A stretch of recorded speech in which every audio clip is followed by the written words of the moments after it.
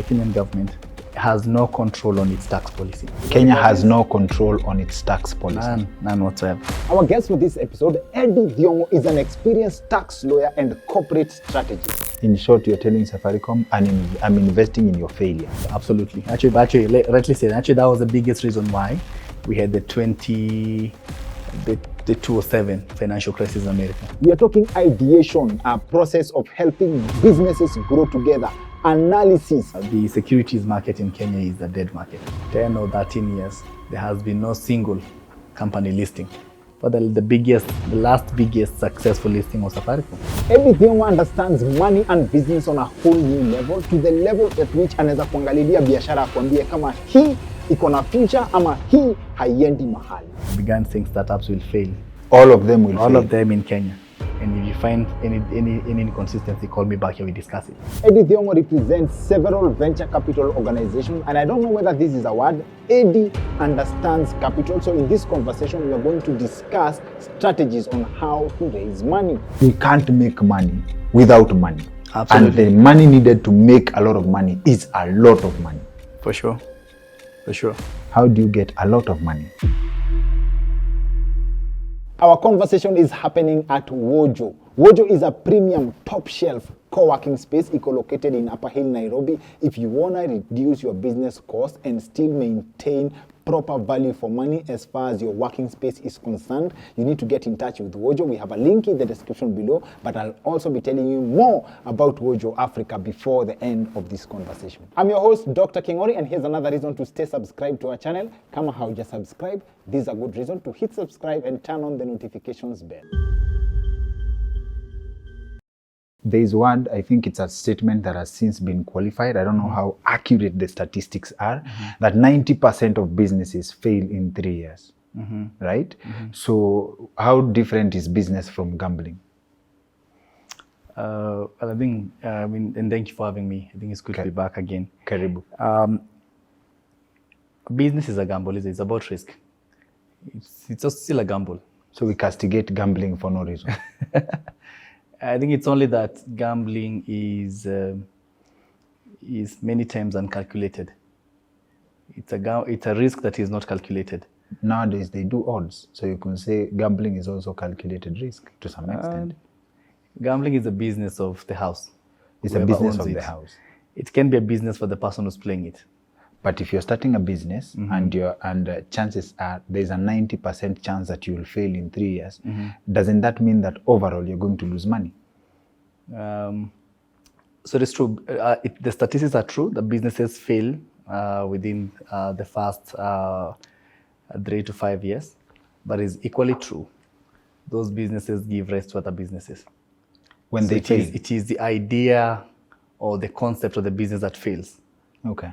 But not the business itself, because if I was making money selling product X, and in 5 years I can no longer sell that product, essentially what has happened is that the product has gone out of market, but the business itself doesn't fail, because the business is actually the software. It is the individual, you and I, our team, our records, our processes. They don't usually die. Many times businesses run out of what we call product runway, and that's why they fail. But many times entrepreneurship by itself is about the product. Entrepreneurship is the ability to bring all factors of production together. And therefore, whereas products fail, businesses don't fail because the entrepreneur moves into something else. Businesses fail, but entrepreneurs don't. Entrepreneurs don't. From one product to the next product. So sometimes looking outward, looking from outside, it seems as though after every couple of years, businesses are failing. Yes. But it's also true that after every couple of years, entrepreneurs pivot to different businesses. They adapt to markets. And therefore, I'm not even a big fan of that statement that after every 3 years, businesses fail. Because see, businesses or entrepreneurship there is no end. We are not working towards something specific. I thought we are working towards financial freedom. Are you saying there is nothing? But there is no end. There is no finish line. What's the essence of a plan if there is no finish line? There is no finish line in entrepreneurship. Entrepreneurship is about sustainability. About sustainability. About sustainability. the short-term and long-term goals of one company will be different for another company at any given time. So entrepreneurship is about sustainability, and it's about sustaining the customer and the model. And therefore, sometimes when we say businesses have failed before their time, I usually find it very difficult to understand why we say they failed before their time, because who said this is the right time? Okay. You know, there is no reward for, I don't know how you can say that we've succeeded. We are rewarding you for being successful in entrepreneurship, because it's a continuous journey. The challenges you faced yesterday will be different tomorrow. And you run the business, you hand it over to someone else, and that person faces new challenges. It's just about sustainability, but Success is not we don't run it with the expectation that one day we will close a business because now we have finished. Success, so success is not a destination. You can't say like, in 5 years, me, I'm exiting, I'll have made enough money to live life outside the cycle of capitalism. So for an individual, you should have what you call exit plans, and every business must have an exit plan. And the exit plan is not an exit plan for the business, for the owner of the business. So your exit plan can be in 5 years, I'll sell the business and move on. It's a personal exit plan. But there can't be an exit plan for the business. Because so long as you have customers and their needs are changing, then you cannot exit. You continuously change. Yes. But entrepreneurs continuously have an exit plan. Okay. So you can say in every 3 years when the product is difficult, my exit plan will be to start something else. When the exit plan becomes difficult, you transition. Absolutely. If your exit plan, for example, you say, if I want to raise up to maybe 10 million. The day I get to 10 million, I'll sell the business. That's your exit plan. Yes. And as we discussed going into stocks, for example, you'll find that listing in the Nairobi Securities Exchange is an exit plan for the entrepreneur, but isn't an exit plan for the business, because the business must then remain, but changes faces with new entrepreneurs who are the new shareholders. And therefore, when you think about entrepreneurship, it's about sustainability. It's not really about working towards a specific target or competing with you for me to win, because there can't be an end. Okay. So long as there's a customer base that is following your business. Okay. Yeah. Okay.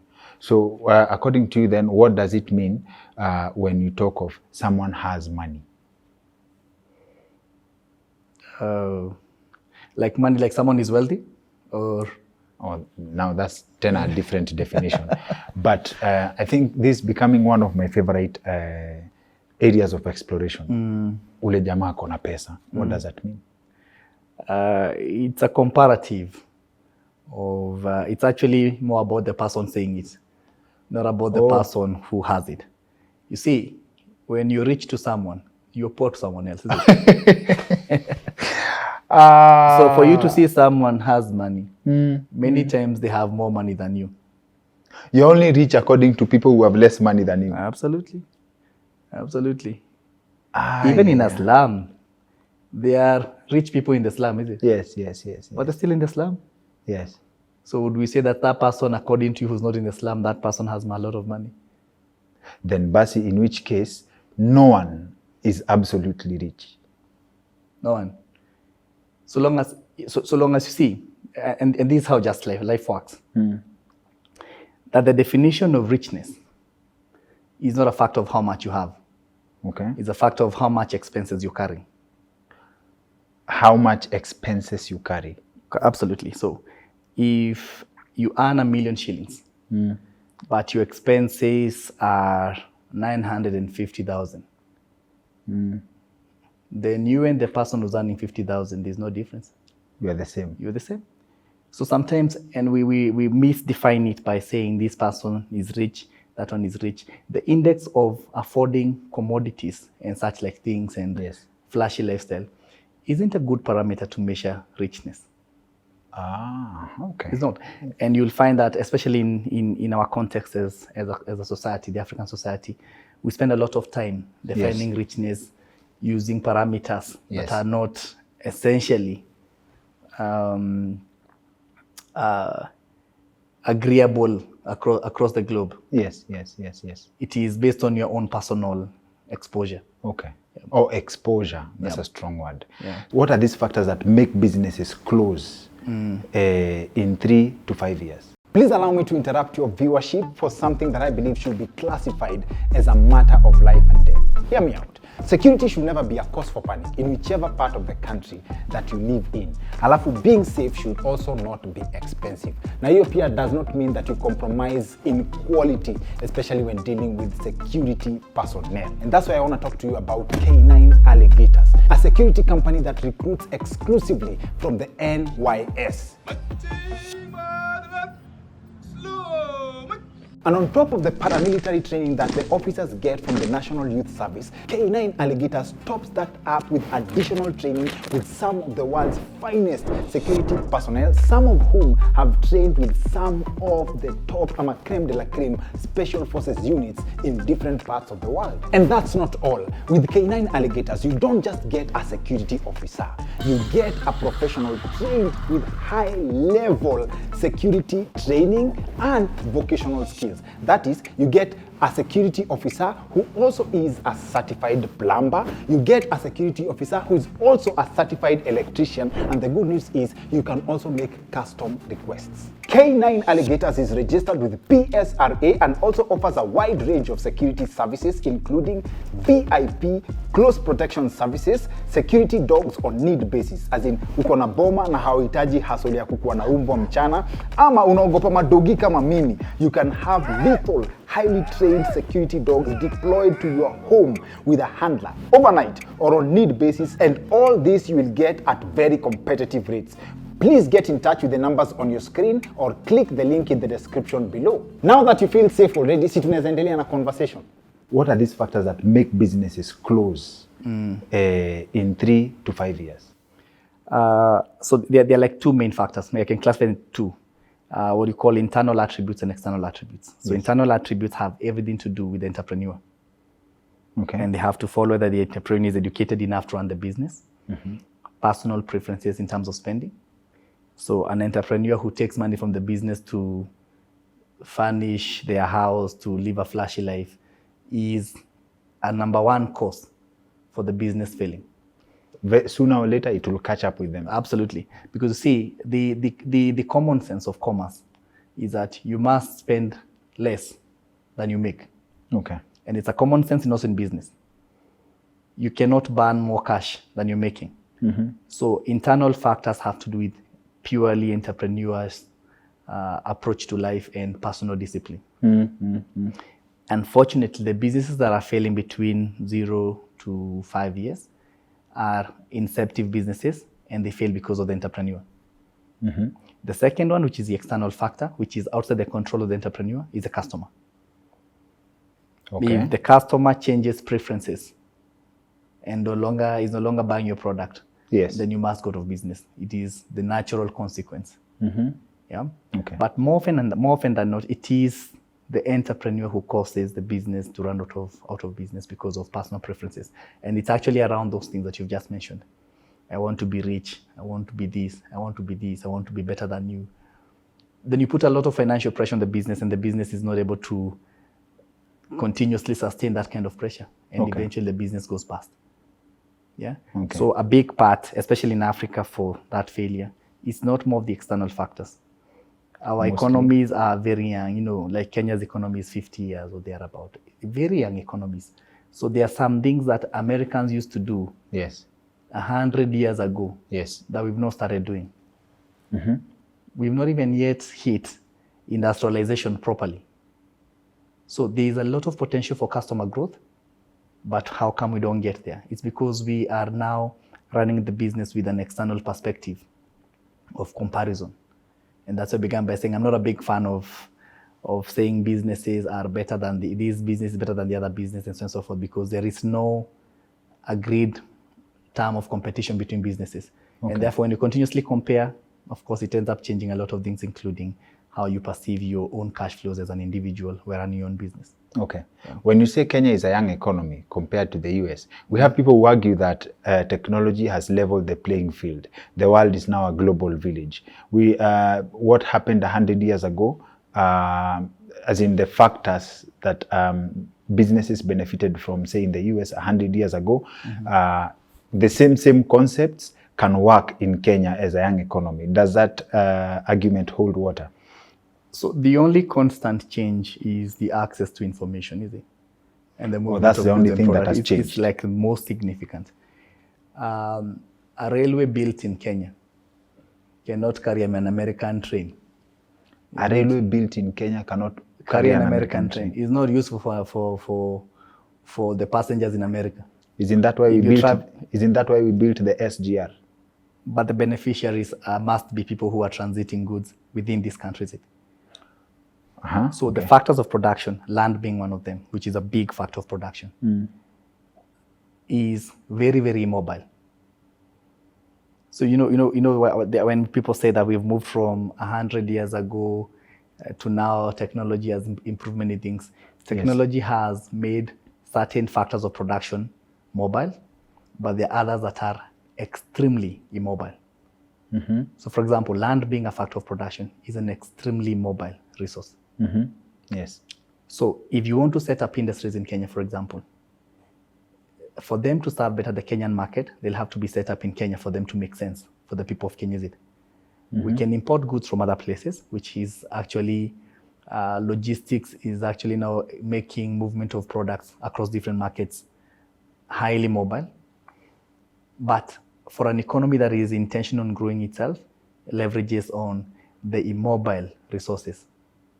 Those which that you must come to that country for you to do business with them. Yes. But of course, certain things like labor, certain things like movement of raw materials, technology has really made that easy.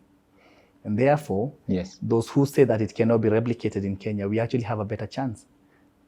And one of the reasons why, for example, Africa didn't develop as fast as other parts is a question of geography. It's not a question of the economy, it's a question of geography.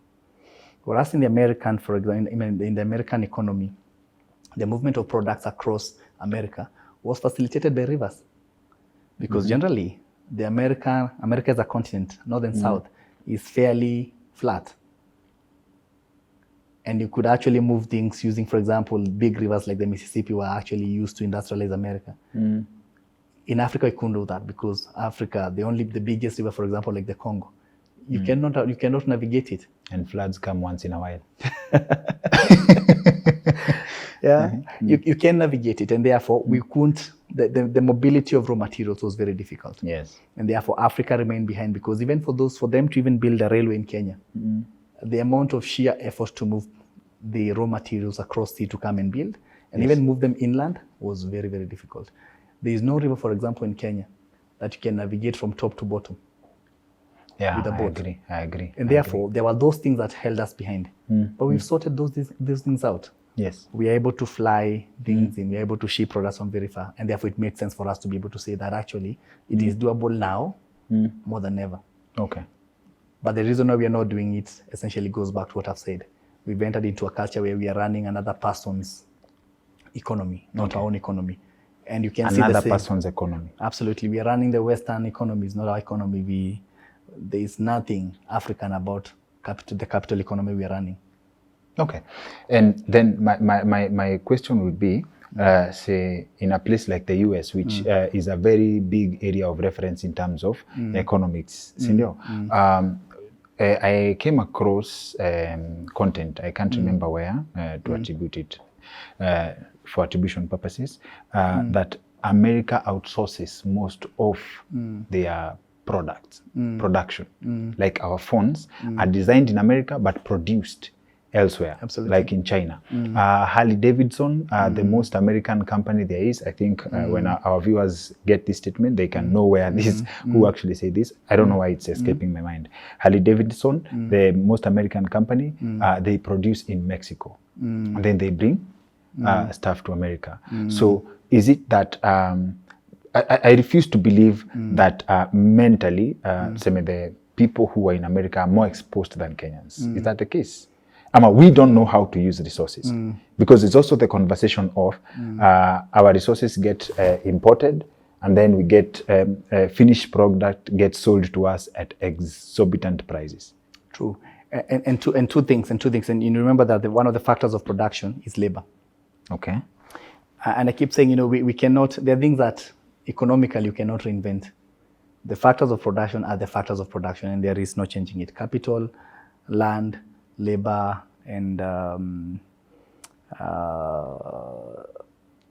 Capital, There's a, land, there's a, labor. I think it's land or something. But there are four main factors of production. So the Americans, for example, and this is how industrialization works. When you industrialize early, then the cost of labor goes up.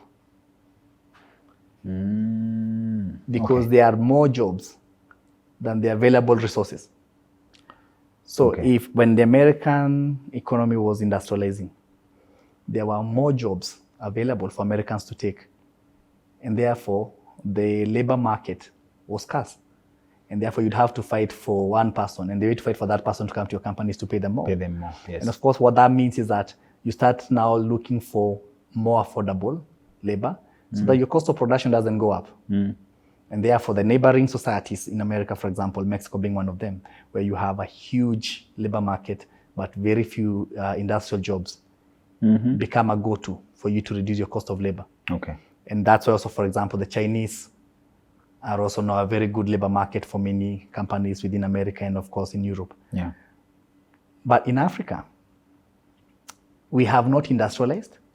We have competent people, but yet somehow our cost of labor is on average still high, because regulation of labor in Africa doesn't follow market dynamics. Yes.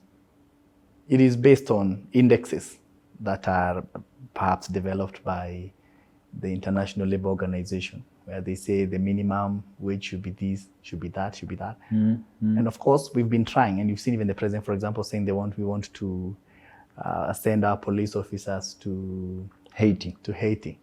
Is still a factor of labor mobility. Labor as a resource of production being mobile.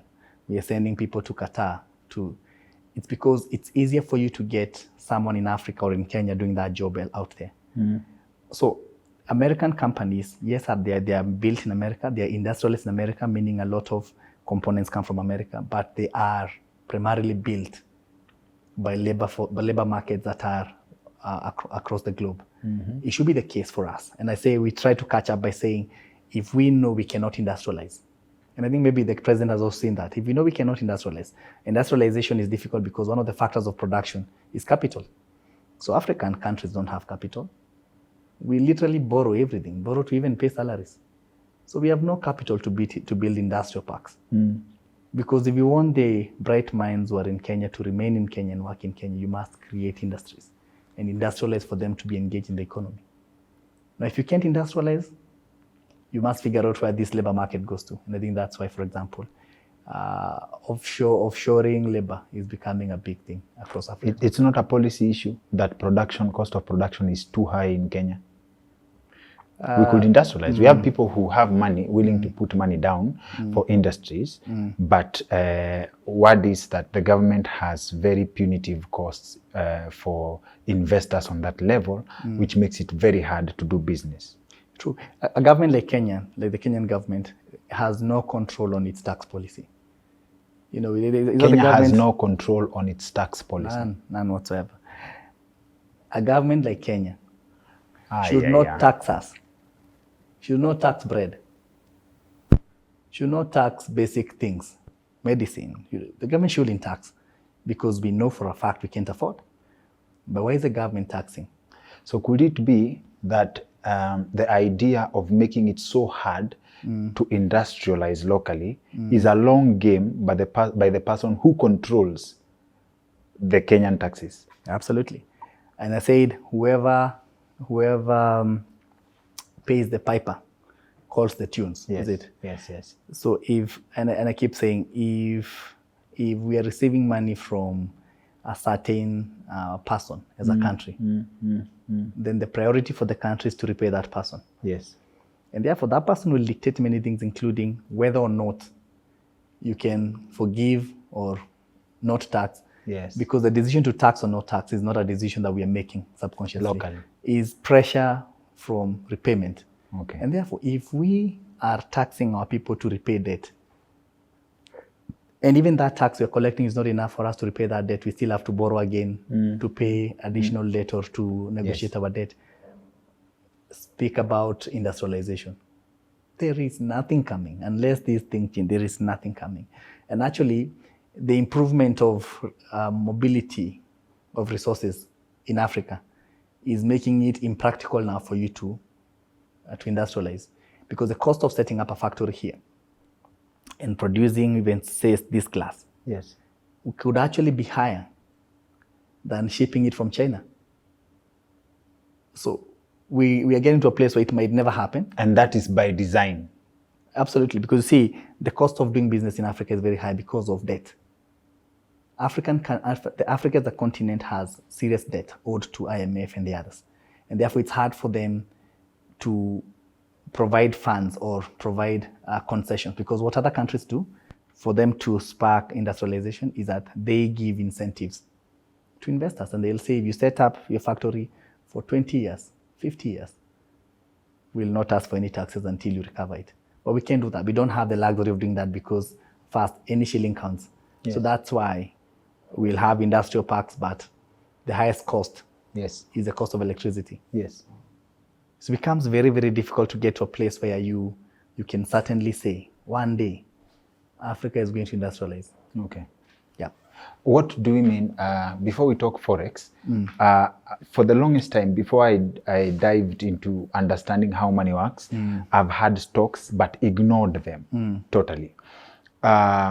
Because, and then when I dived, I almost say dived into understanding how money works, you find that when you study the pattern of money, we've had market crashes. So first of all, you may have the stocks that you, as in as many stocks as you can, as in count that in your net worth, but simple market blunder, you are done, right? Before you explain to us what stocks are and how to identify or invest in them, what is safety as far as investment is concerned? Short answer, investing that which you're willing to lose. That's the safest form of investment. Safest form, it's like gambling. You don't put in money in a gambling bet that you're not willing to lose. It's the same thing with investment. The safety of investment is actually what we call affordable loss. Affordable loss. So yeah, so if my affordable loss, and that's another definition of risk appetite for different people. So to one person, affordable loss is 10 million. To another person, affordable loss is 1,000. Yes. So the risk they will take is pegged on what's affordable for you. What they are willing to lose. What they're willing to lose. And that's when you go to markets, you'll find bigger investors take a bigger risk, but get bigger rewards because the affordable loss is much higher. So when you go to invest, I think I follow that philosophy. Put in that which you think you're willing to lose in risky investments, and put that which you think you can't afford to lose in safe investments. And there are safe investments across even locally. There are very many safe investments that have guaranteed returns. The return isn't as steep, but at the same time, it keeps your money safe. And therefore, that's how you want to split your investment through a proper margin of safety. But when we risk too much, when you risk more than which you're willing to lose, the many times when markets crash, it can actually wipe you out clean and takes you back many, many steps. And therefore, it's essential to think through investments in such a pattern. And therefore, there might be no correct answer of saying this is the level of risk you should take. It is a question of individually thinking through what's affordable loss for you. Okay. Yeah. So stocks. What are stocks? The word stocks and shares are very often confused. They are not the same thing. They are the same thing. There is no significant fundamental difference between stocks and shares. Stock as a word is commonly a word that is coined from American legal jurisprudence. But it means the same thing. Is a share of ownership in a company. Okay. So in terms of referencing it legally, when we say stocks, especially in the context of investment, stocks denote a portfolio of shares in different companies. That's how you would want to think about it. Oh, yes.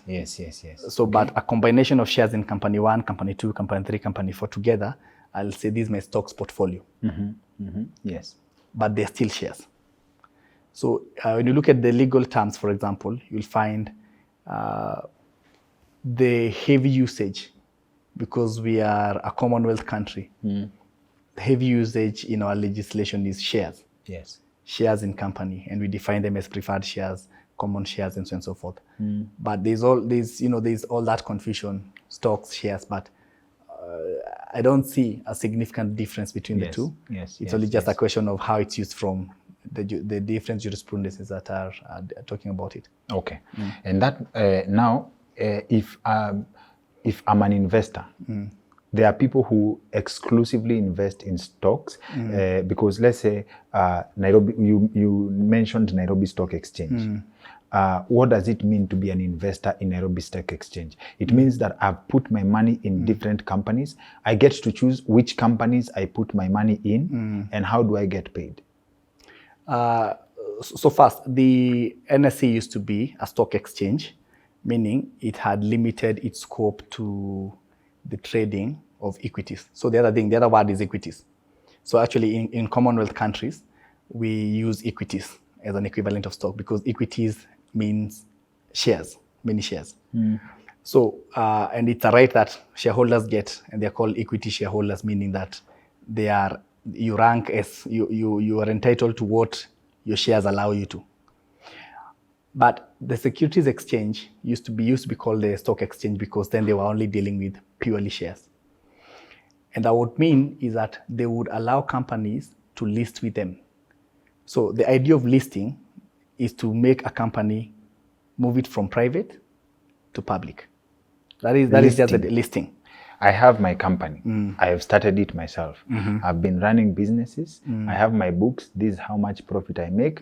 This is my costs, etc. So I have been running it as an individual. So when I list it, what are the benefits? What are the advantages? What does it mean for me?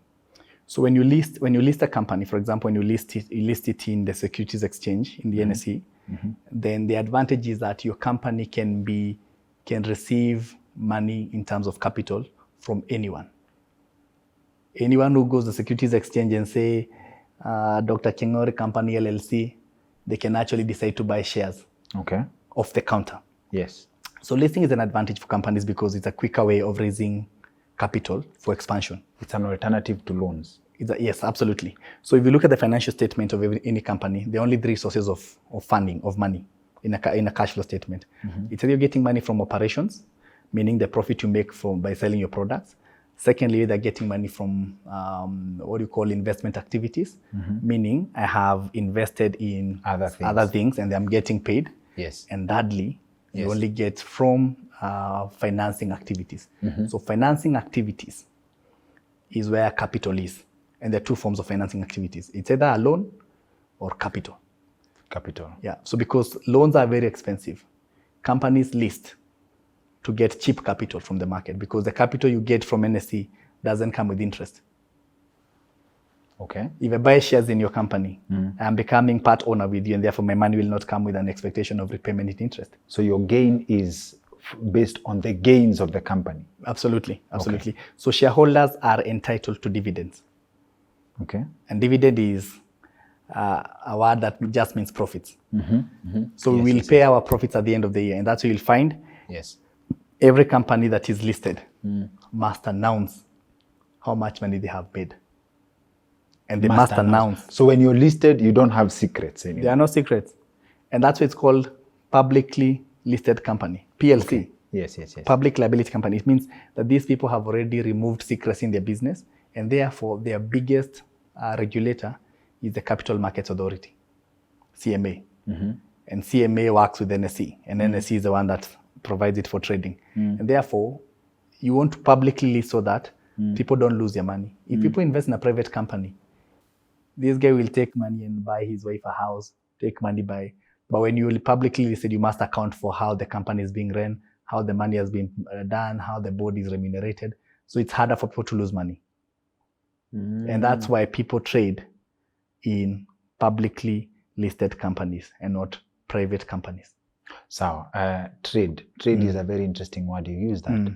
So the system is so formalized in that someone anywhere in the part of the country, let's say I have 1,000 shillings, I want to invest in, say, a company like Safaricom, a multi-billion company. I'm guaranteed to get my returns on my 1,000 bob. So investment in shares, there is no guarantee. There are no guarantees. Yes. So you are investing like any other shareholder. If the company doesn't make so profits, again, we are in gambling profits. again. And that's what I'm saying, that investment in securities or stocks has the same effect as it would be you putting money in your own business. You're not guaranteed to make a profit. There's no such guarantee. Businesses make losses, and therefore, if the business makes a loss, you make all a loss the shareholders also make losses. They don't get dividends. Only that now in businesses, your liability is limited, and that's what they're called public limited companies or corporations. Limitation is that your loss is limited to the shares you put in. So if I have shares worth 10,000, if the company makes a loss or is closed because of non-performance, I only lose 10,000. So nobody's going to come and take my personal assets. And that's the element of limitation. So the beauty to the investor is when you list your company, you have people you are suffering with when the company goes down. Absolutely. You look for company to go down. Absolutely. Just in case. And that's why for entrepreneurs, it's an exit plan. I said exit plans, one of them is to publicly list. Because if I list the company in the securities exchange, I've invited many more people to come and join me as shareholders, meaning I was carrying the entire liability, 100% alone. Yes. Now I've spread it across many people, meaning when you guys are buying into my company, the money you're giving me, I'm selling my shares to you, and therefore I can exit. Okay. And therefore reduce my liability from 10,000 shares to maybe 100 shares. And therefore my liability is reduced to the 100 shares that I own. And that is why companies generally will list to raise capital, but at the same time for shareholders to also get returns for the many years of building the company. Is it a stable way to look for capital? Let's say, for example, someone has invested in shares and all of a sudden they want to sell the shares because they need the money for something else. It used to be, let me say it used to be, because the securities market in Kenya is a dead market. Dead market. Totally dead market. For the last 10 or 13 years, there has been no single company listing. For the last biggest successful listing was Safaricom. Beyond that, no other company has gone public. What does that mean? Appetite, so fast. The appetite, so you remember companies are listing because of, to raise capital. Yes. When there are alternative methods of funding your business, then you have no big prerogative to list if you can access this capital elsewhere. Okay. That's the first reason. Yes. But then secondly, when you're listing your company, you must give full disclosure of the company. A lot of companies that could actually list are owned by families. Yes. And you and I know families have a lot of secrets. Yes. So the disclosures that the Capital Markets Authority expects these people to make for them to transfer to a publicly listed company are unworthy. Yes. They don't find it for them to make all those disclosures just to raise capital. Okay. But then thirdly, yes, the securities market in Kenya is heavily influenced by institutional investors, meaning non-Kenyan institutional investors. Okay. So meaning we usually experience what you call capital flight at the end of every year or when we are approaching elections. And therefore the capital markets, the securities market in Kenya is also very, very unstable. So you'll find that the big pension funds globally will come into Kenya and buy shares in Safaricom. But when you're approaching elections, because of the uncertainty of our political environment, these guys usually dump their shares and take back their money. So for the smaller investors like you and I, who were holding on to Safaricom, when these guys dump more shares back to the securities market, the price starts falling because there's an oversupply of shares and the price starts falling. And therefore, that's why the appetite for investment, even for individual investors, keeps going down. Okay. Because, for example, there was a time Safaricom, I think last year about one, Safaricom was, at almost 40-something. Yes. But towards elections, it went down, I think almost to 18, 19 shillings. So for an investor who is an individual, 60 or 70% loss of value can actually wipe you clean. And therefore, these markets become very, very volatile. Wiping you clean means, let's say, and for Safaricom, let's use it as an example as the last listed public company. You have like 10 million shillings you've saved for yourself. You are 10 million bob liquid. Then something tells you, this is a good company, let me go invest. You put in the some money in the company when the share is like 18 shillings, right? And then you wait. As in, I think shares has a lot of the waiting game. It's more inclined into the waiting games. The share goes up to 50, the share goes to 100 shillings, right? Is this where you count your net worth as 180 million shillings? Then it goes down, your net value goes down. True. So when you incorporate companies, yes, all companies are required, for example, and I'm using this as a very basic example for people to understand how share pricing works. When you incorporate a company, the register will tell you your company has a nominal capital. Nominal means it's the minimum. You cannot reduce beyond that, of 100,000. The value is 100,000 shillings divided into 1,000 shares of 100 shillings each, is it? Yes. So that the multiplier for price per share is 100 shillings. So if, in the case of Safaricom, for example, and assume Safaricom had 100,000 shares and the value of one share is 100 shillings. If I come and buy the share at 100 bob, yes, then I expect that my value is 100 bob times the number of shares I've bought in Safaricom, is it? Yes. And therefore, as the price, every shilling fall of the price, I am losing my money. That's what it means. If the share price falls to 90 shillings, I've lost 10 shillings per share. If it drops to another 20 shillings, I've lost 30 shillings per share. And that's how the stock market can actually leave you broke. Because as company performance falls, or as stocks are dumped more into the market, which is an artificial way of changing valuation, when the stock dumping into the market and the demand for that stock falls, meaning there are more people, there are more shares than buyers, then prices start falling. So you see, unless you have like a lot of shares to act as a buffer for you to be wiped clean, if you only had one share, for example, of 100 shillings, if the share price drops by 100 shillings, you're out. By out, it means, like, let's say Safaricom, it drops kabisa, and then by some way they come back. Does my money come back? It will. And that's not the beauty of stock, unlike now the other things we'll discuss, Forex and the rest. Because the stock you're holding a tangible asset. Stocks are a tangible asset. In fact, we used to have certificates. They would give you a share certificate. It's tangible. Yes.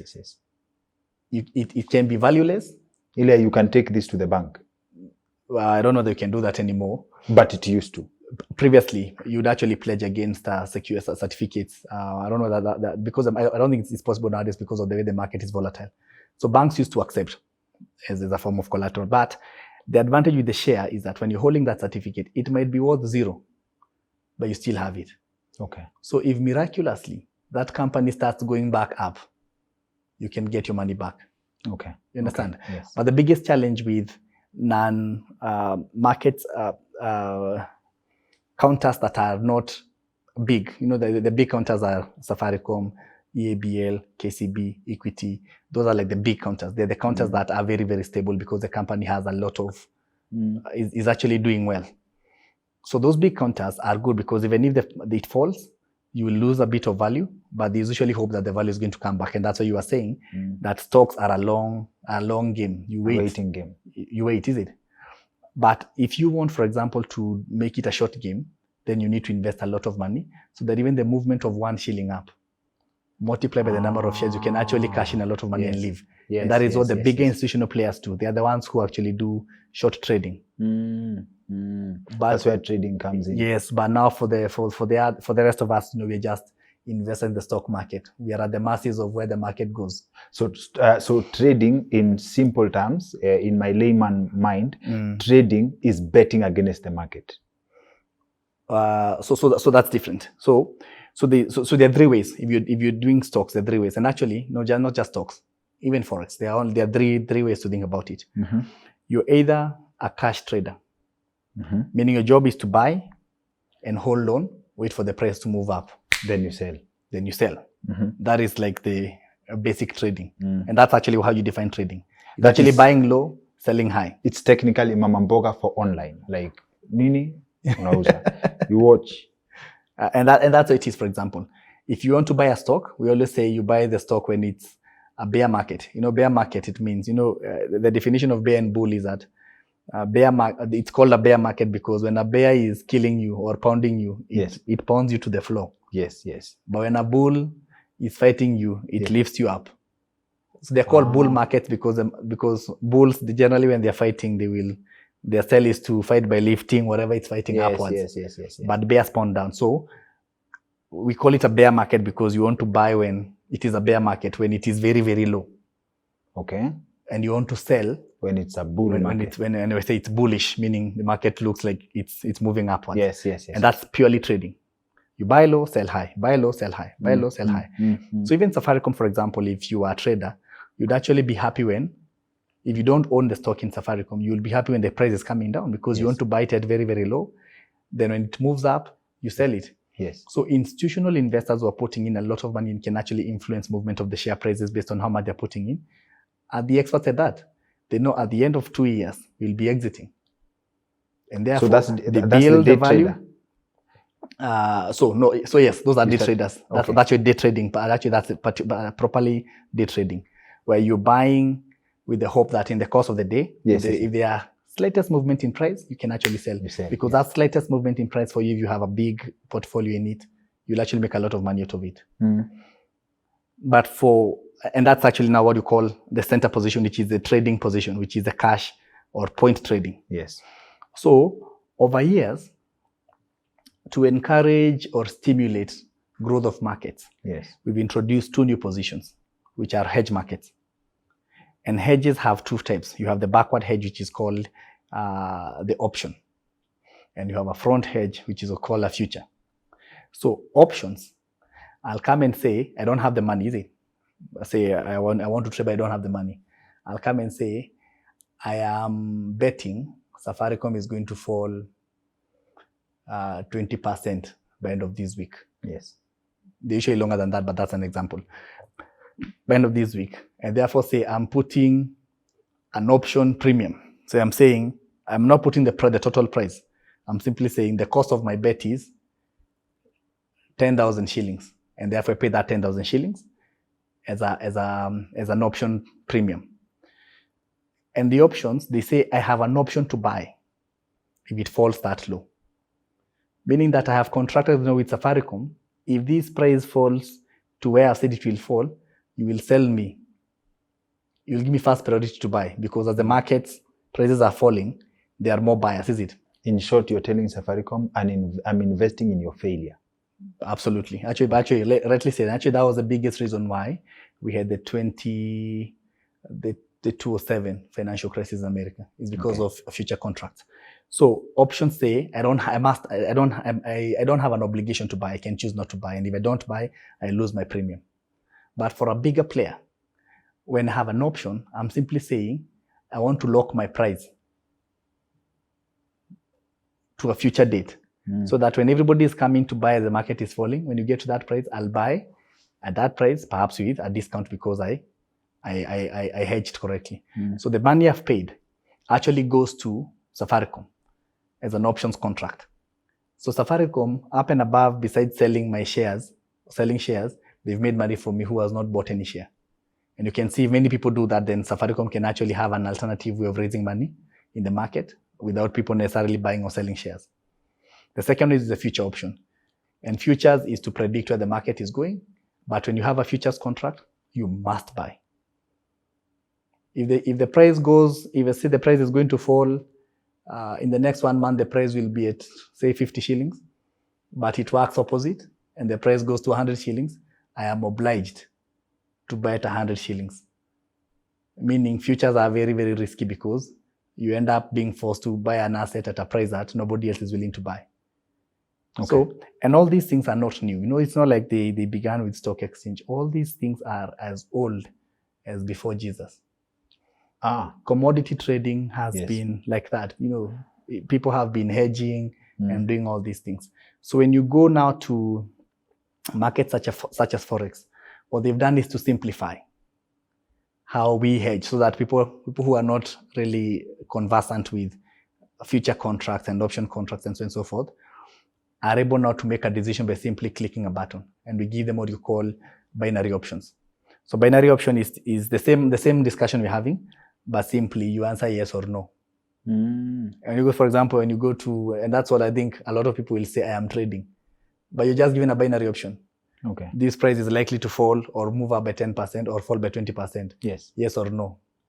It's called binary because you say that yes or no. You have two options to make. And you choose no, they tell you, okay. If you're choosing no, it's like betting. If you're saying Man City is going to lose against Arsenal, for example, it's a prediction, is it? And you say, I am putting my money on this or against this. And those are binary options. And binary options have also been used now to also reactivate markets. Because the money put in through those options goes to the relevant people who are fundraising within that market. Okay. Yeah. And now, Kenya, when you say the stock exchange market in Kenya is dead, does that mean that Kenyans cannot consider, in the process of wealth creation, stocks is not an option? Stocks and shares. Trading, no. It's very difficult for you to trade in the Kenyan market because a lot of movement of equities is controlled by institutional investors. So therefore, as a person who's trying to trade, it's very hard for you to make money out of trading. But what Kenyans have done is that Kenyans are using the securities market as a saving plan, in the sense that they are only putting money in the stable securities. The ones I've mentioned, your Safaricom, your KCB, and we use it as a long-term plan.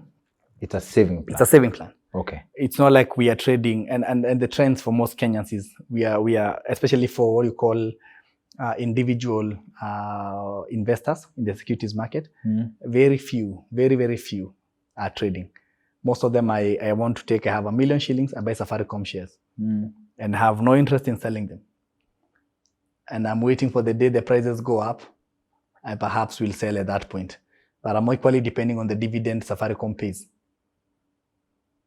So that's a significant difference between investment in securities markets and trading.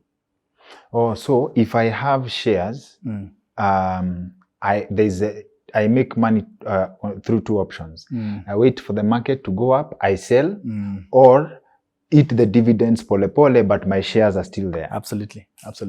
Okay. And therefore, the securities market in Kenya is a very long market for the individual. It's a very, very long market. Okay. So people will do exactly what you said. You will lose value from Safaricom. It will move from 40, come down to 11.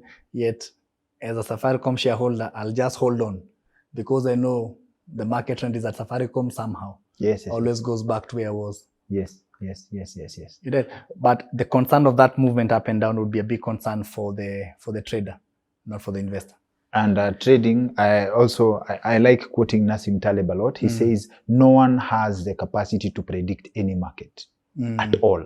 He actually says that, to paraphrase, trading is an illusion of making money. Because in 10 years, the survival rate of traders, based on his research, is in the single digits. It's a cycle of you can make a lot of money, but within 10 years, you will be wiped out. Right? What can you say about that? Do you think it's an accurate observation? Absolutely. You see, what I said, trading used to be a thing in the absence of information. In the absence of information. You see, what you call information asymmetry. So the reason last time we discussed and I was telling you how pricing is done is just information asymmetry. I will sell this glass for 10 shillings because I know it's not worth 10 shillings. Other if it was worth 10 shillings, I'd sell it at 20 shillings, is it? So whoever is selling knows that you're buying something that is not worth what the price you're buying, is it? It's just information asymmetry. So it's the same thing in the market. So you're going to say the market that you want to invest until eventually you become wealthy. You own the market, or it is information asymmetry. Safaricom shares are trading at 18 shillings because they are not worth 18 shillings. There's a premium for them to be valued that way. Yes. In the presence of a lot of information, meaning if you are a trader in the 90s, for you to even understand how the movement of Safaricom shares is, you would have to do a lot of work. You have to buy the physical prospectus of Safaricom, you read it, you analyze, then you make a decision. But with a click of a button on your phone, you can actually predict if Safaricom is going to fire their CEO tomorrow. How will that impact the market? And because a lot of people have a lot of no access to information, the markets have become very, very volatile. Okay. Because by the time they are saying they are going to fire the CEO tomorrow, I have already started dumping my shares.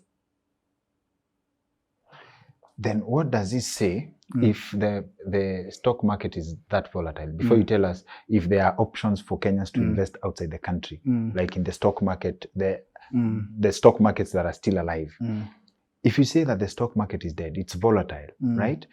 What does it say about the concept of net worth? Like someone like Warren Buffett, he credits most of his wealth to compounding, right? Compound interest, but also to investment in shares, right?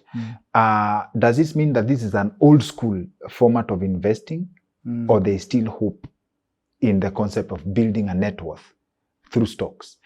And also you can tell us what goes into a net worth of an individual, the net worth of an individual. So Berkshire Hathaway, the company that Warren Buffett invests in, is an institutional investor. And that's the thing, it's not an individual investor. Individual, he is putting in huge tickets. In fact, by the way, if you study Warren Buffett's history, when companies want to signal that they are doing well, yes, they require him to invest. If he puts money in your business, yes, all institutional investors are likely to consider putting money in the business. It is that level of influence that builds net worth in securities trading. Yes, yes, yes. It is not the efficiency of how you read the market. I mean, we've said if it's 100,000 shares and the price of one share is 100 shillings, and you've only invested 100 shares, it doesn't matter how well you read the market, because your investment doesn't influence or change anything. But it's the institutional investors, when they put in money, they can actually drive share prices up. In which case then, Basi, we can say the market is rigged for the individual. Absolutely. In all markets, actually, when we discuss crypto, and you'll see why. Yes. In most markets, it is ticket sizes that determine movement. And actually, so what that does is that for you and I, our affordable loss, every time that happens, goes low. And that's why Kenyans are not going to put their money in stocks. Because the affordable loss, the way the system works is already too rigged against them, and they're not able to actually see how they can actually get their returns back. And when they try to, they'll put money in safe stocks. When they put money in safe stocks, then the consolidation of the market happens, where a few people can actually determine the movement of the entire NSE. Like when Safaricom is on the drop, the 20 share index actually drops, because Safaricom has gone into a place where the institutional investors dictate so much how the market responds to the investment. So Warren Buffett and the rest who specialized in investment in the institutional investors in different companies, they have that kind of control. And therefore for them, they can actually make wealth by simply investing from one company and going to the other company. Okay. Also, when they are institutional investors, when you invest in Safaricom, they don't give you a seat in the board. Yes. But if I invest, in Safaricom and I own 30% of Safaricom, I'm entitled to a seat in the board. Essentially, they've put me in control of the company. 30%, but they can't allow you to own that much. So of course, even if you have the money. And that's how what you call hostile takeovers take place. It is possible. It is possible. If you don't take over a company, and I mean, Warren Buffett, for example, has previously taken over certain companies, and you do just what you call proxy wars. I buy the smaller shareholders, I consolidate until eventually I have enough that 30%. Yes. It happens. And institutional investors do that because through that might, they can actually control the investment. I don't want to invest up to 30% of the Safaricom shares. Then I have a CEO who's taking the company down the drain. I should be able to fight. Because shareholder activism, I should be able to fight him and kick him out so that I can bring someone who's looking after my interest. So hostile takeovers, the best way to protect yourself as a company is not to get listed in the first place. It's very hard for you to do a hostile takeover on a private company because there's no obligation. No obligation. No obligation to accept the highest bid. But if I started my company, I get it listed, there could be a chance that it could be stolen from me. Because hostile takeover is technically stealing from you. So many times it's a component of control. So hostile takeovers necessarily, they'll not take the company from you, but they can actually take control away from you. They can fire you from your Because see, if I own 60% of the company, for example, yes, that 60%, it can only be taken away from me if I sell it. So you'll find many companies, even for example, when we read the stories of CEOs who've been kicked out of their company, owners, it's not they don't lose the company, they still own the company, but they've lost control. So Steve Jobs didn't lose Apple. Yes. He lost control of Apple, meaning he was kicked out from the board as the person running the company, but he was still a shareholder. But it is his company. It's still his company. He came up with this idea from scratch. But he still owns it, but someone else is controlling it. He has nothing to say. Yes, because of the question of shareholder activism. And shareholders have a right, even in Kenya, when you buy from the securities market, they have a right to the company accepting the highest bid for purchase. So if you want to acquire a company, CMA expects the board of that company to take the bid from the highest bidder. And that's why you'll know someone is trying to do a hostile takeover, and they'll give your other shareholders an offer. If that offer is better than what you are considering, even if you want to sell the company to someone else, then you're obliged to take it. But for private companies, there's no such obligation. Therefore, it's very hard for you to do hostile takeovers in private companies, unless now you also have an equal number of shareholders who can raise such issues and as per the shareholders agreement. So before you tell us what goes into the net worth of an individual, so you qualify the statement that you can't make money without money.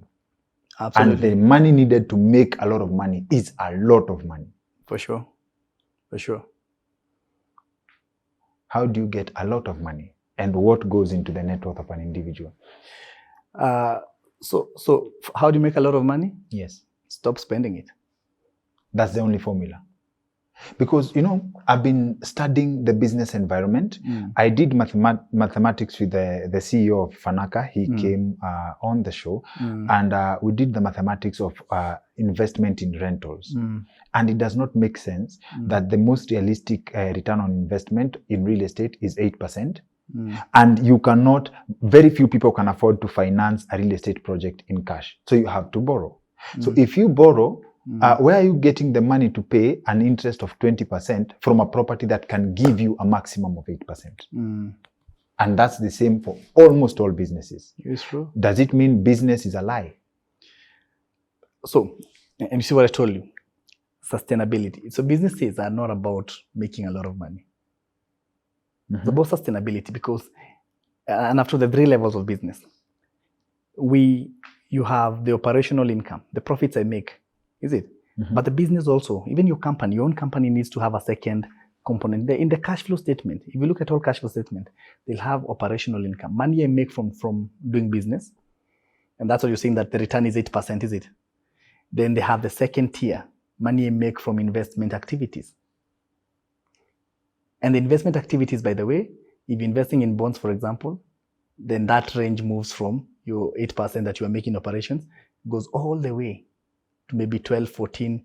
I think of late I've seen that it was almost 16 point something percent. So why people it's expecting too much from a company, that I'm going to run a business that gives me more than 30% after tax. It's crazy. But the little that the business gives you can actually be invested back into a facility of investment that gives you higher return. So I have made rental income. I've made my 8% maybe, which is amounts maybe to 100K. I can take that 100K and buy a bond. Why not just invest in the bonds in the first place and eat the whole percentage? Because it's a question of sustainability, is it? And businesses, what we're putting in business is actually affordable loss. Understand? It's the other question. We know that affordable loss is what you're willing to lose, is it? So any capital you put in the business should also have the same mindset that this money I'm putting in here, I need to know that I can actually lose it. And therefore, you do business for purposes of sustainability. Is to keep you accessible to opportunities. Okay. If you put all your money in securities, for example, in a bond, for example, whereas you'll be making money, you're also missing out on the opportunities to trade, because it is out of trade opportunities come, is it? You're not saying that all opportunities have a max return of 8%. Some of them can come and you can get a windfall of X amount, is it? But then secondly, we are running business to develop entrepreneurial skills. And that's why I tell you that entrepreneurs pivot to something else. They don't say that they have failed. They just pivot to something else. And that's why businesses must go on. But the challenge, why, and you ask me, how do you make more money? Stop spending it. Move it from your operational income, put some in the investment income, so that the business progressively, on average, is making 8% from operational income, but you have a return after every 6 months from a bond of 16 point something %. And therefore can actually build wealth. And that's how companies build wealth.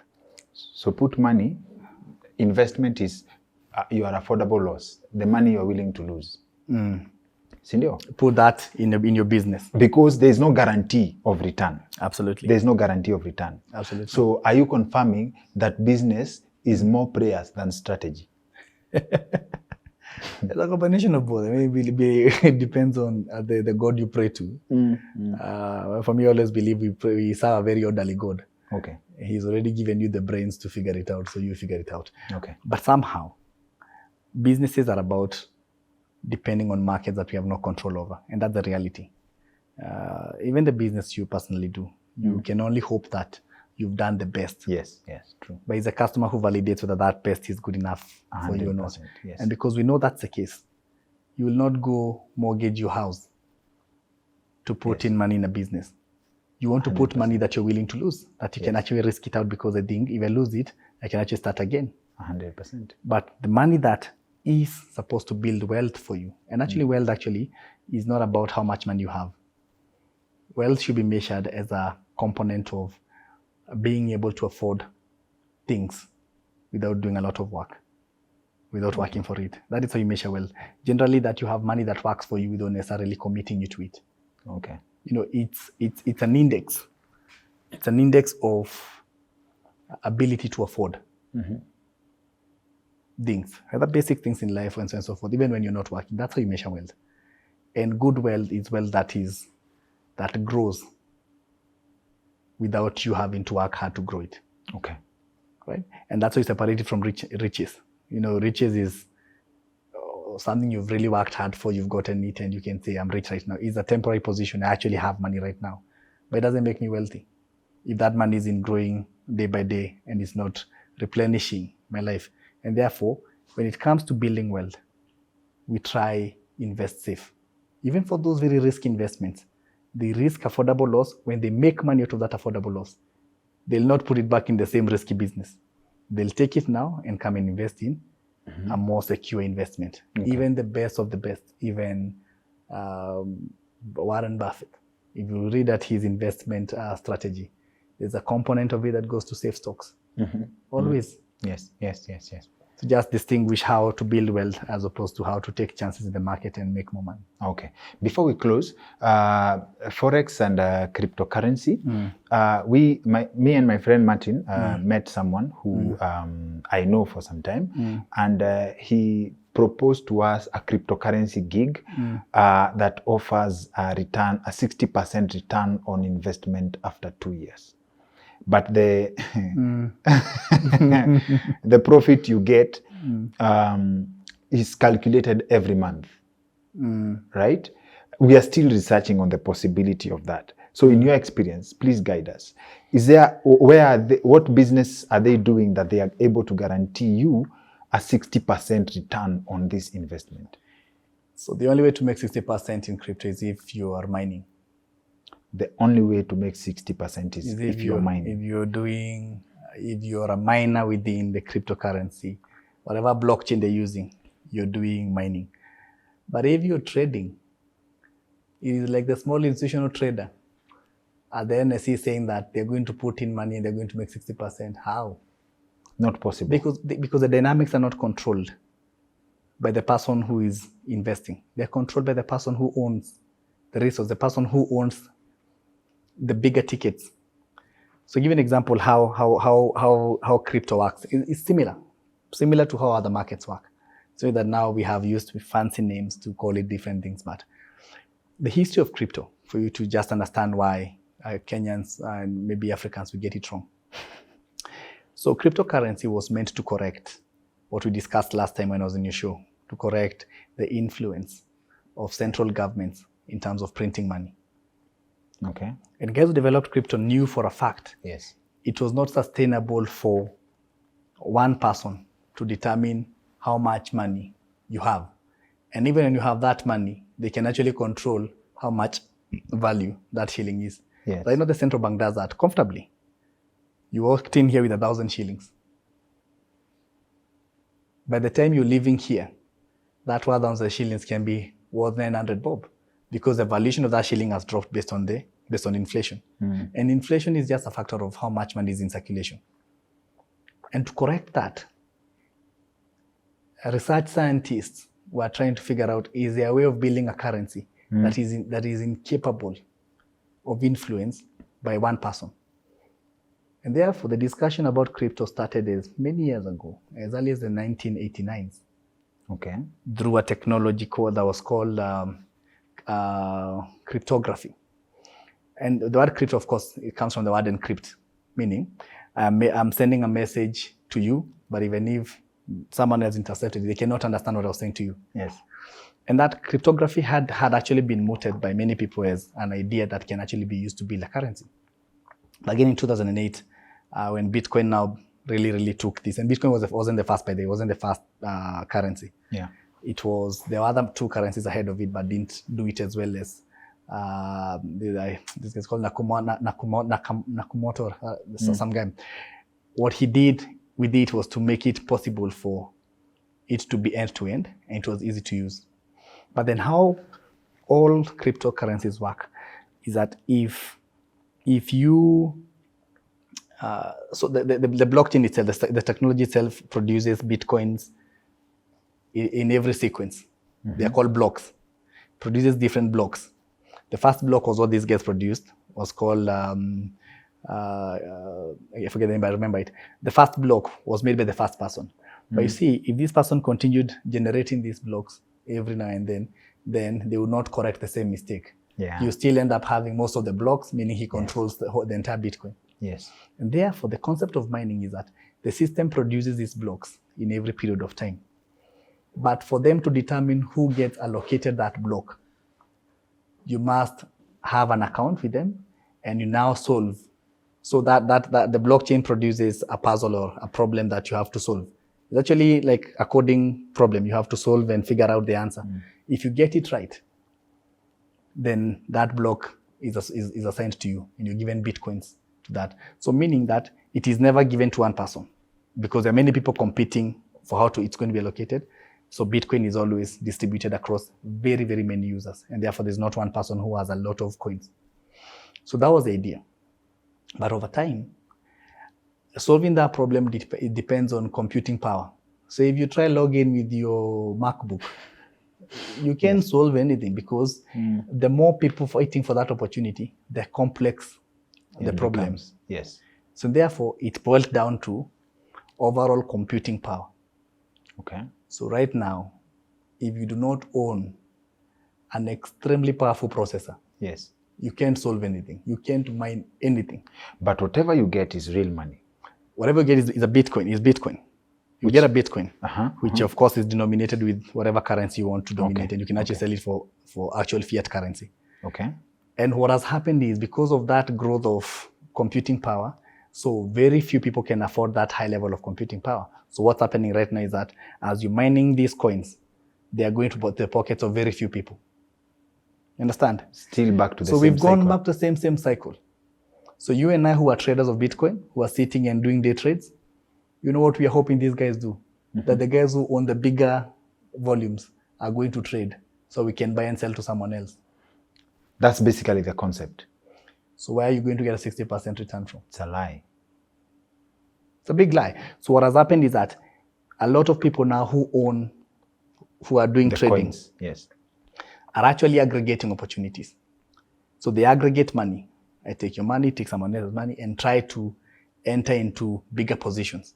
It's the same way in the market when they have 100 shillings and someone else has 20,000 shillings, they can actually enter into a better position. So the shift in 1 shilling can actually mean a lot of money, and they can take that money and pay back these guys. It is more or less a hedge, is it? Yes, yes, yes. But is it guaranteed? It's never guaranteed because the shilling, the movement of the Bitcoin can actually go on reverse, and you can equally lose money. Yes. And a lot of people who've lost money to Bitcoin are those who've actually tried to go the direction of giving money to one person, and that person aggregates into a bigger pool, then enters the market with a big pool of money that doesn't belong to him. So at any movement upwards, he benefits and these guys benefit. But equally, any movement downwards, they all lose. Okay. So in all the currencies you want to trade in, be it Ethereum, be it Bitcoin, the component is the same. Okay. And maybe just to mention that to try correct that so that not very few people are getting opportunities to mine and others are not able to. So with that concept used to be that the blockchain then used to be called proof of work. It's like a POW, meaning I have to work and then I prove that I've worked, and you pay me for solving that problem. It was criticized for requiring too much computing energy, and therefore there are impact on the environment because you'd spend more electricity and so on and so forth, and there were a lot of challenges. So newer coins are using a system called proof of stake. So if you buy something with a Bitcoin, there's no central bank to validate that Bitcoin is okay or not okay or genuine or not genuine. So users of the system will validate that Thiong'o's Bitcoin is actually a correct Bitcoin. Okay. So what you want to do right now, if you are supposed to perhaps want to trade, want to now do mining, is that you enter and stake. And staking means I am available to validate that transaction. If I successfully validate it, you pay me with a Bitcoin. So the new block that is coming out, the same way they would have paid the guy who was solving the complex math, now they're paying me for validating. But there's a catch. To make sure that people don't validate wrongly for the sake of validating, you will stake your Bitcoins. So say if I have 20 Bitcoins, I'll say I'm staking my 20 Bitcoins and I put them in a wallet somewhere. So that if I validate and the validation is correct, I get my money back, my Bitcoin back, and I get a new Bitcoin. Okay. To make them, for example, 21. If it ends up that I have not validated correctly, I lose my 20 and I'm removed from the network. Okay. So what that has done is to keep Bitcoin very, very safe, and it's self-regulating. So it's yet to be seen whether that is going to really change, whether now normal people like you and I can actually get into the market and stake. But unfortunately, staking is randomly allocated by the blockchain, but also there's a component of how much money you're willing to stake, how much Bitcoin you're willing to stake. Again, taking us back to the same problem. Those with more will stake more. Okay. Those with less will stake less.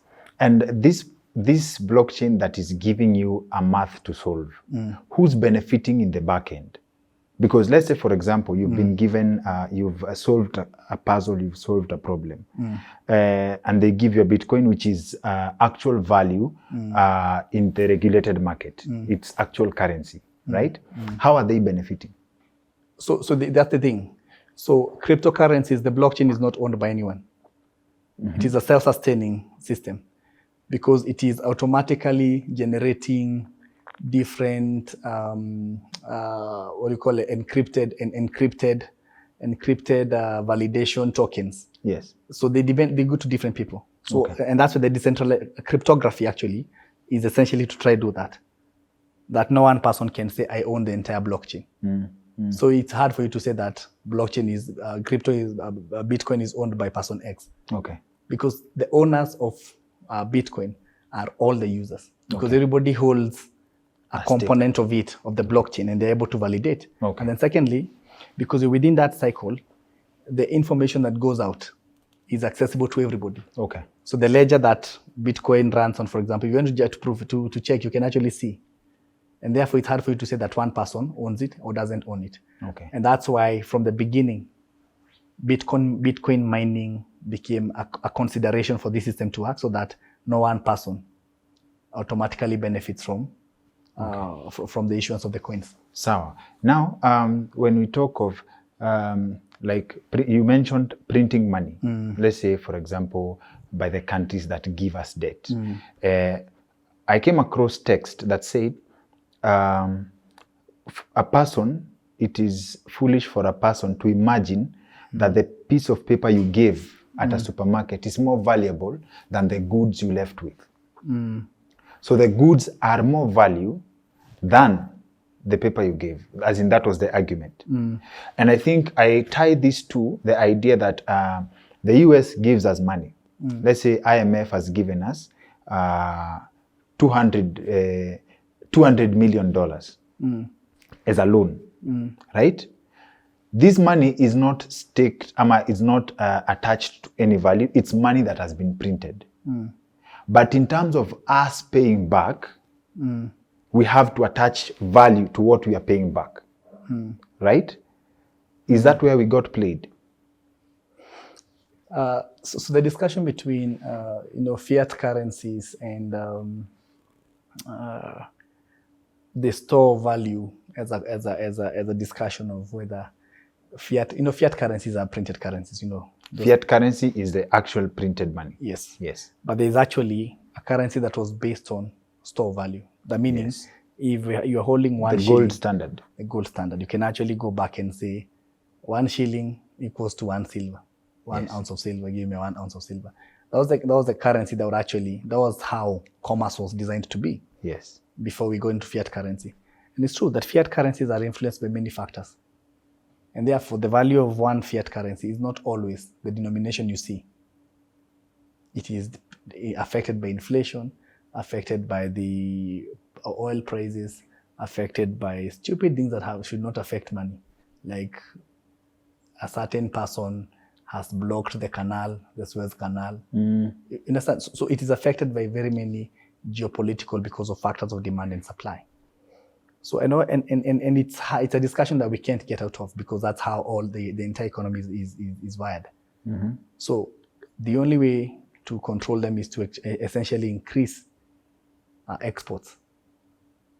Again, it's a game of inflation, demand and supply.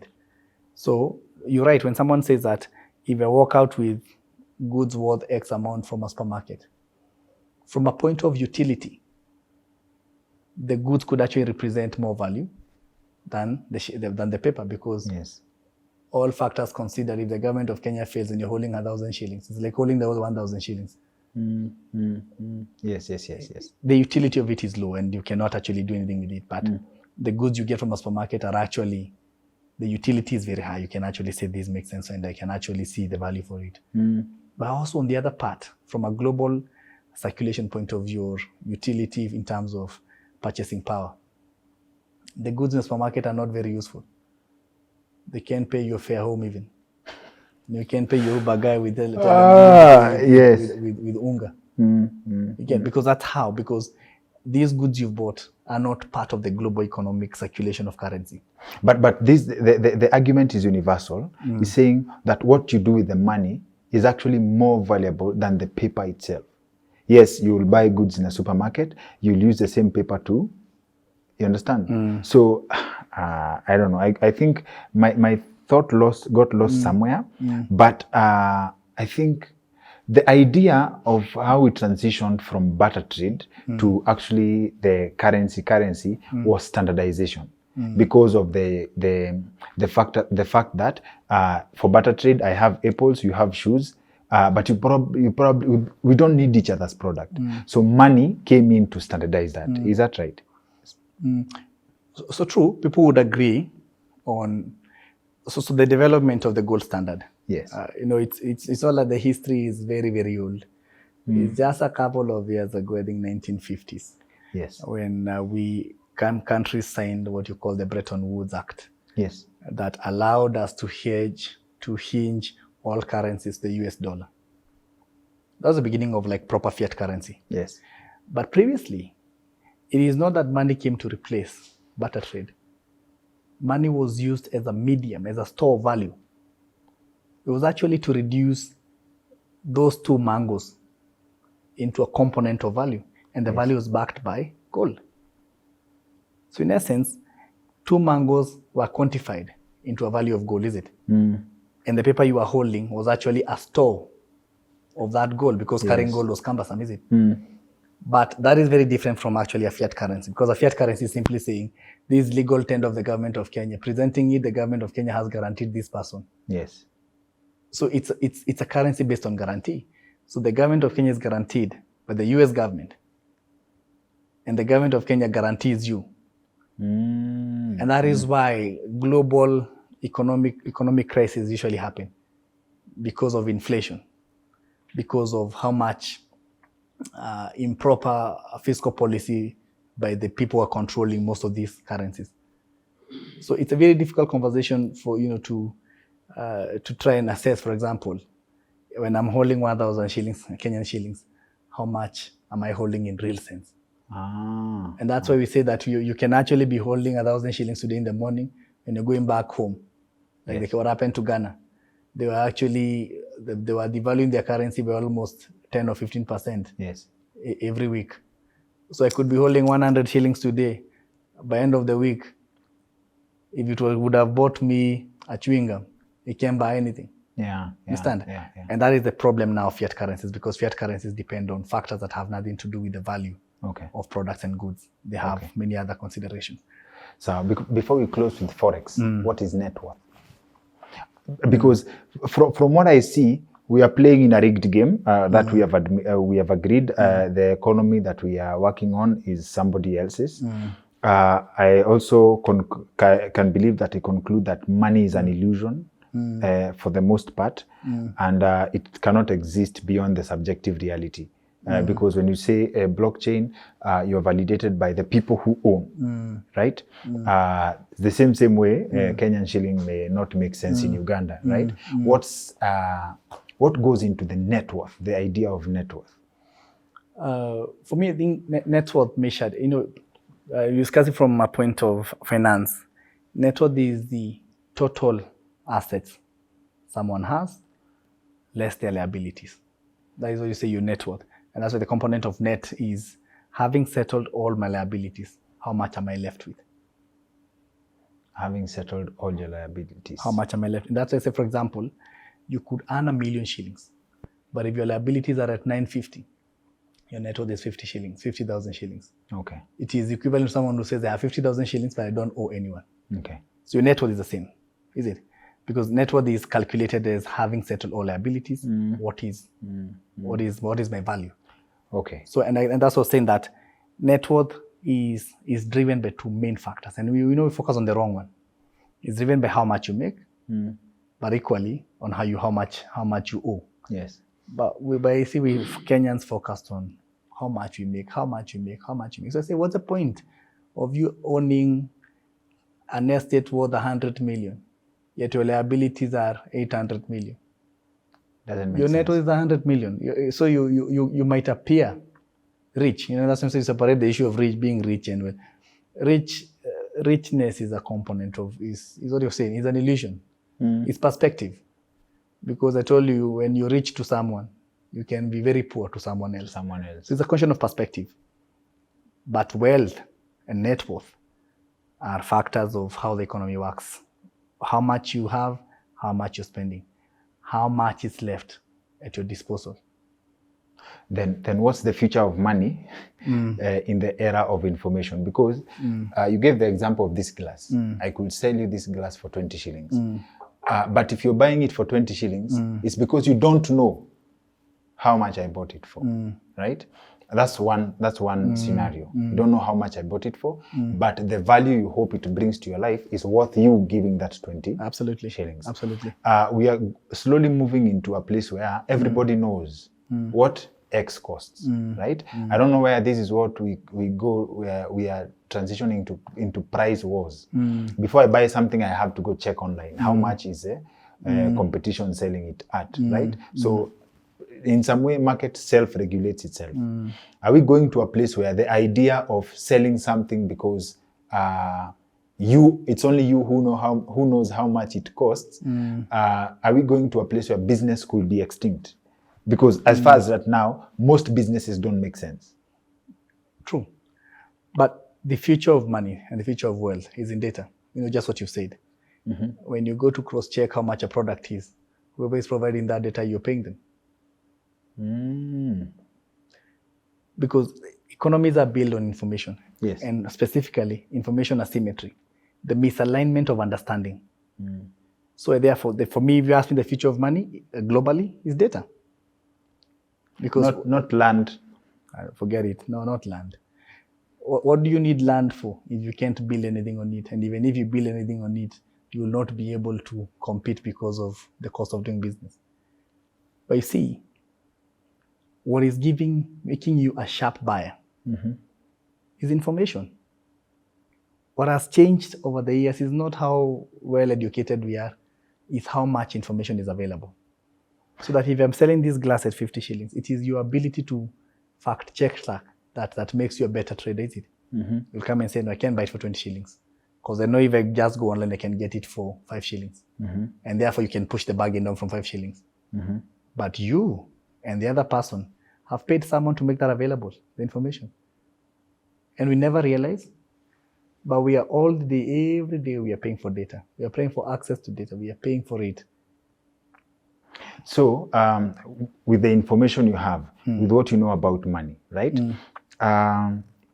We come from a place, by the way, predominantly, we believe that land is the sole sure bet investment. And when you speak to people who trade in land, they tell you that land is the only resource that will never grow.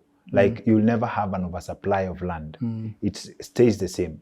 In fact, it's the size that continues shrinking. Now we are selling from areas where you could get an acre, you struggle to get a 50 by 100 in terms of size, right? Isn't value about scarcity of a resource? Well, that could be true. That when a resource is scarce, the value goes up. But equally, you must also realize that the utility of land has also changed. A plot of 50 by 100 in the 90s would maximum house one family, is it? Yes. So how many families is one plot housing right now? It could do up to 100. In pipeline, it can carry 1 million people. So what is this scarcity we are talking about? Okay. So it's just an illusion, and it's. But again, in that example, like 1 million people living in the same apartment in pipeline, it will make sense because the value of that land goes high because of what you can reap from that many people based on that utility. There will be an oversupply of vertical spaces, is it? In Kilimani, for example, it's happening, is it? Where there are more available. Yes. There are more available properties. Yes. Than those who are willing to live in them, is it? We are not the first. Is it more available properties than people who are willing to live in them, or the purchasing power of Kenyans as a people is lower than the investors probably envisioned? So I would say the combination of both. So first, the purchasing power is a factor of improper movement of the prices of land. It's sentimental valuation that has caused this problem. Okay. But equally, those who are not living in these apartments are living somewhere, is it? So it's an oversupply where there's an alternative, is it? Yeah. But am I saying that land, the demand for land will not increase over time? I'm not saying that, but we can learn from the markets that are ahead of us, is it? It is actually easier to buy land in any other country globally than it is in Africa. It's because of our sentimental attachment to land. By the way, in other countries, by the way, it's actually easier to buy land than it is to mortgage. It's easier to buy land and build than it is to mortgage. It's easier to buy land and build than it is easier to mortgage. And you know why? It's because the only reason why land is such a hot thing in Kenya is because there are no taxes attached to land. In all should we edit that out for the sake of government or for the sake of land? In all other countries, for every eighth you own, you pay a tax. For every year you hold it, you pay a tax. So do you think people would actually be just buying land for the sake of buying and saying one day this place, a railway will pass here? It becomes impossible, is it? Yeah. So, and land is one of those that can easily be influenced by fiscal policy. Yes. So whereas you want to say it's a good investment, you can invest in it.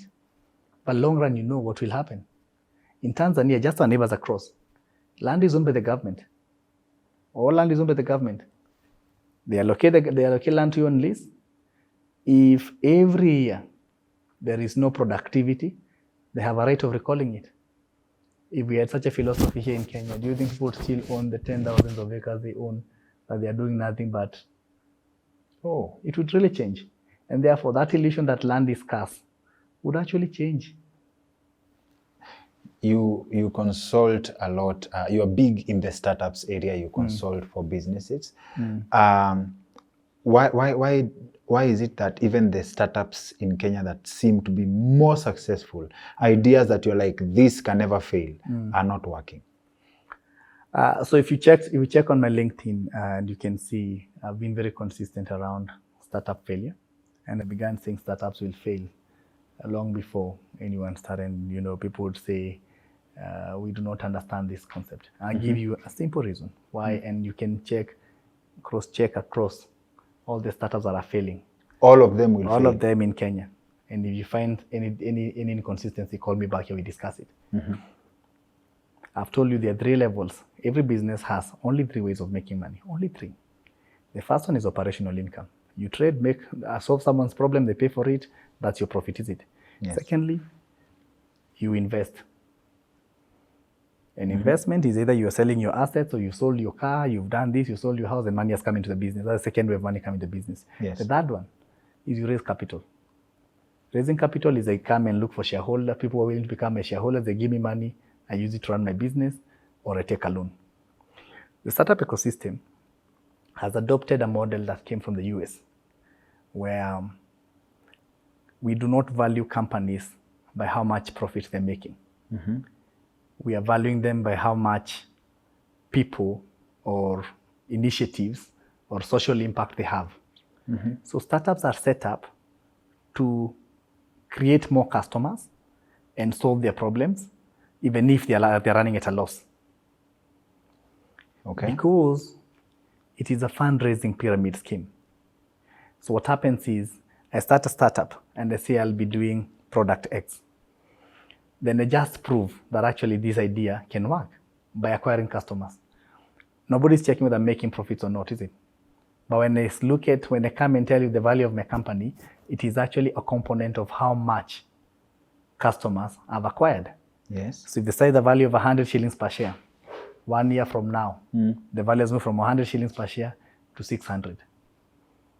Meaning, the guy who gave me money at the entry level at 100 shillings is now looking to offload his shares to the next person who's willing to buy at 600 shares.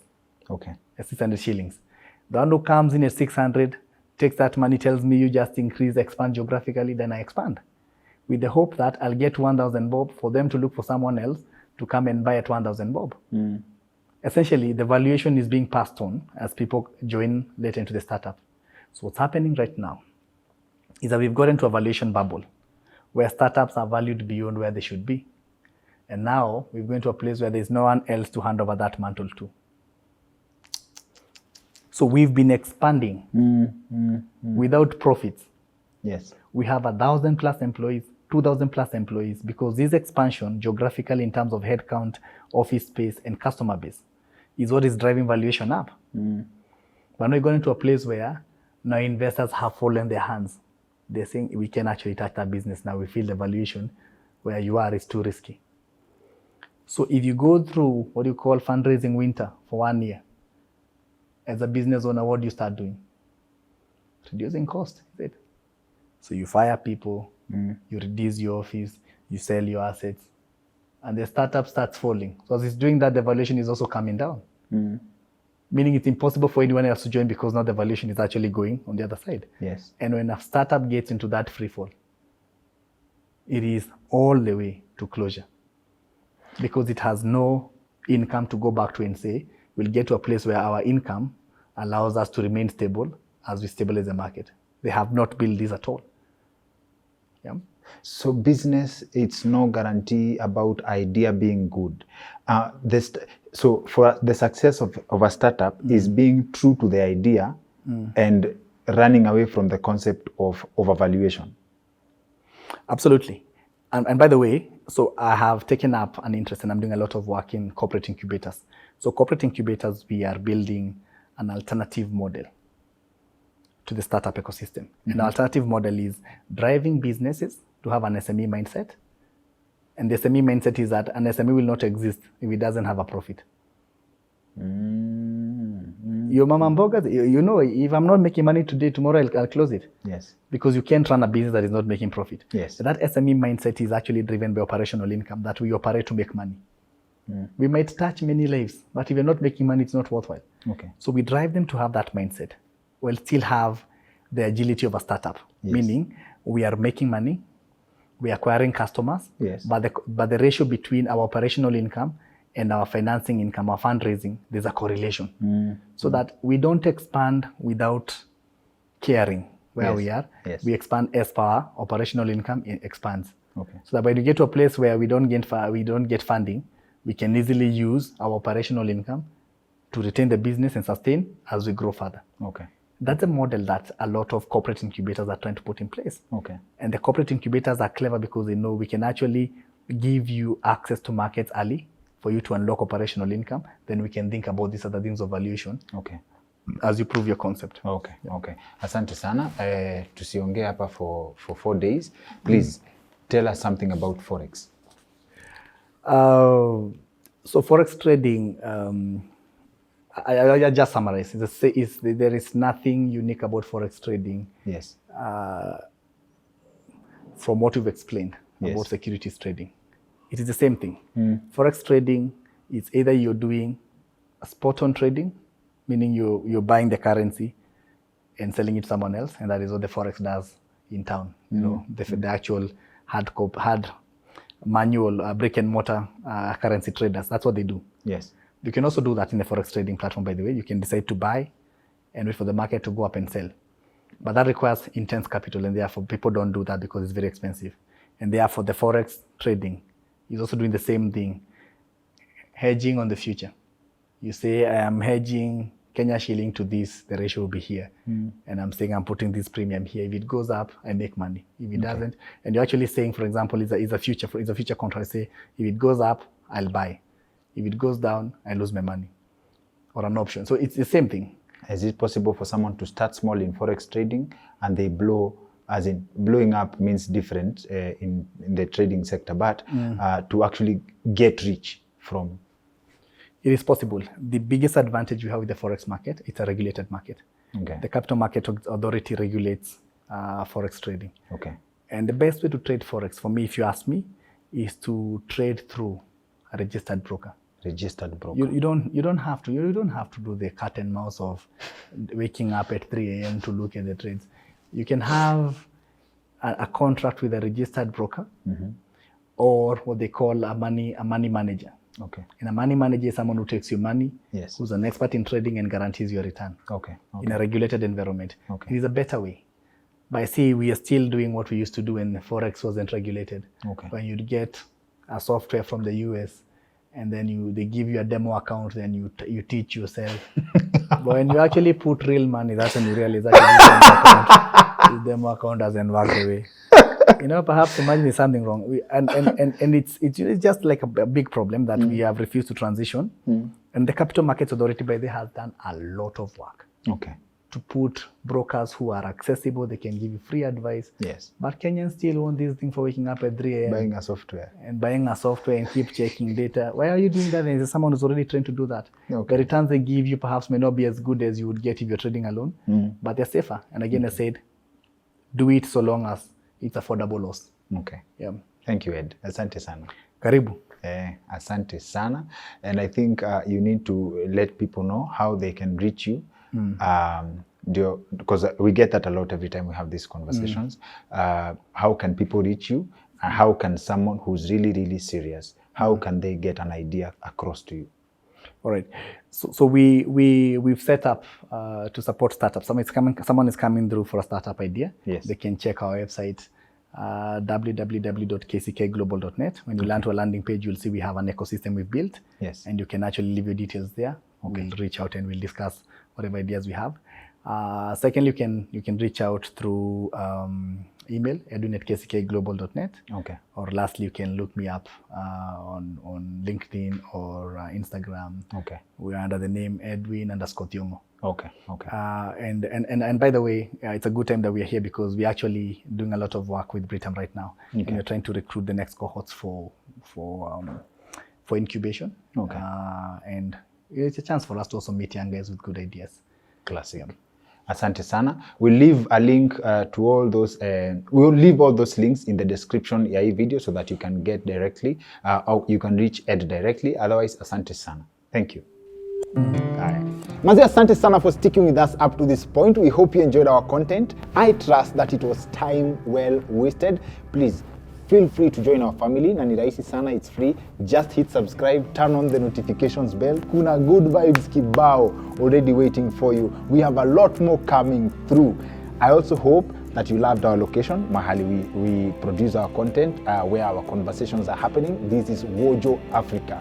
Wojo Africa, just a second, is a top-of-the-shelf co-working space in Nairobi. It's located in Upper Hill, Makiwa Hotel, formerly Crown Plaza. Wojo has very flexible packages, very, very competitive rates for an office space. If you're looking to reduce your cost ya ofisi na unapata top of the range mahali pa kufanya kazi, you need to get in touch with Wojo.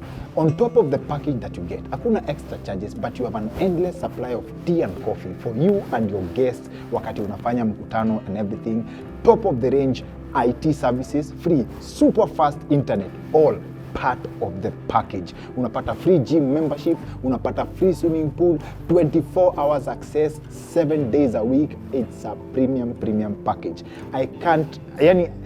Don't even get me started on what comes with the package you have to sign up for an office space at Wojo. That's why we have a link in the description below on how you can get in touch. I've been your host, Dr. Kingori. I'll see you on the next one.